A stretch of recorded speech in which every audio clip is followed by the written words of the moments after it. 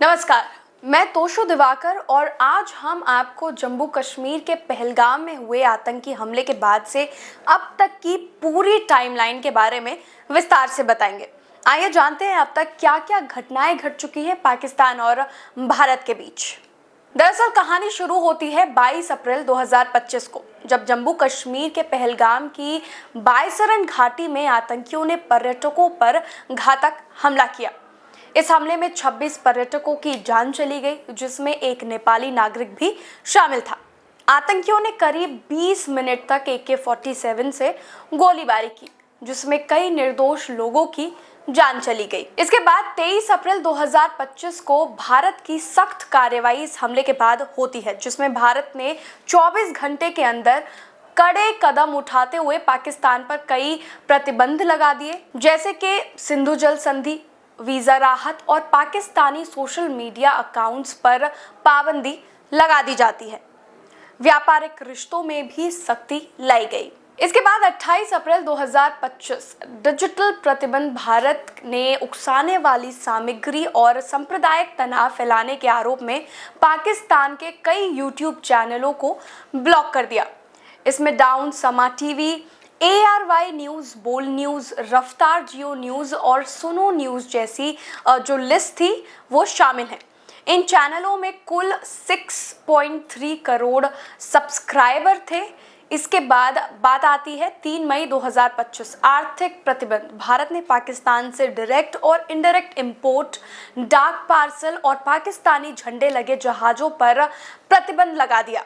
यह कदम भारत के सख्त रुख का हिस्सा माना जा रहा है। अब बात आती है 7 मई 2025 की सैन्य जवाबी कार्रवाई। भारतीय सशस्त्र बलों ने 7 मई की रात पाकिस्तान और POK में 9 आतंकी ठिकानों पर मिसाइल हमले किए। अब बात आती है 7 मई 2025 की सैन्य जवाबी कार्रवाई। भारतीय सशस्त्र बलों ने 7 मई की रात पाकिस्तान और POK में 9 आतंकी ठिकानों पर मिसाइल हमले किए। बहावलपुर में जैश-ए-मोहम्मद का गढ़ और मुरीदके में लश्कर-ए-तैयबा का ठिकाना शामिल था। प्रधानमंत्री ने सशस्त्र बलों को पूरी स्वतंत्रता दी थी कि वे समय, तरीका और लक्ष्य स्वयं चुन सकें। आगे बढ़ते हैं 8 मई 2025 को सरहद पर तनाव। बीते 36 घंटों में हालात तेजी से बिगड़ते हैं। पाकिस्तान के भारत के 15 सैन्य ठिकानों को निशाना बनाने की कोशिश की, जिसे भारतीय सेना ने नाकाम कर दिया। भारतीय वायु रक्षा ने लाहौर में पाकिस्तान का एयर डिफेंस सिस्टम ध्वस्त कर दिया।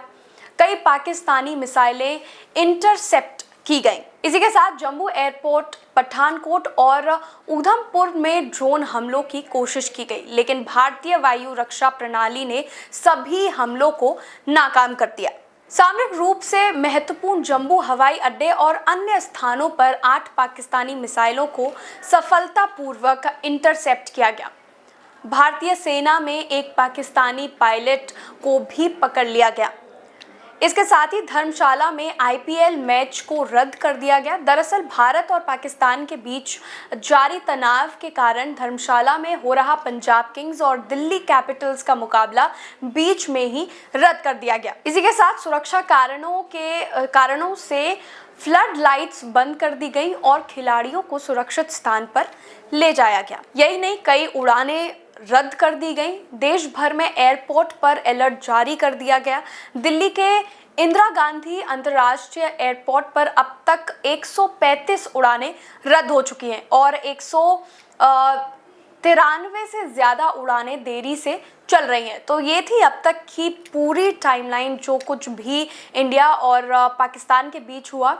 ऐसे मुश्किल समय में हमें एकजुट और दृढ़ रहना होगा। ये वक्त घबराने का नहीं, बल्कि साहस और हौसले से डटे रहने का है। देशवासियों की हिम्मत ही हमारी सबसे बड़ी ताकत है।